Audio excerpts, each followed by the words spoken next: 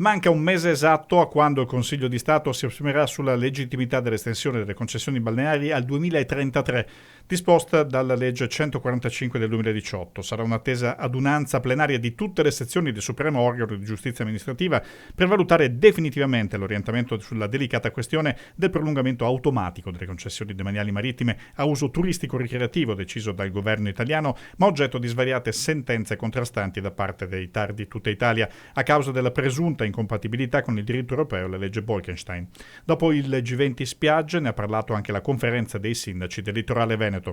Non abbiamo ancora deciso le progettualità perché ovviamente stiamo ascoltando i consorzi per quanto riguarda il tema promozione e per quanto riguarda le categorie tutti gli altri temi. Sono emerse delle criticità importanti, tutto il tema delle concessioni demaniali, il tema dell'erosione della costa, il tema del lavoro. È una grande preoccupazione trasversale sia per le imprese sia per i lavoratori e quindi il tema del lavoro è uno tra i più importanti. Ovviamente sullo sfondo ci sono le importanti risorse che ci sono nel PNRR e di conseguenza l'intenzione della conferenza ma anche delle categorie e dei consorzi è quella di cercare di fare una pianificazione che risponda con delle esigenze immediate a quelli che sono i grandi temi, ma anche di volgere lo sguardo a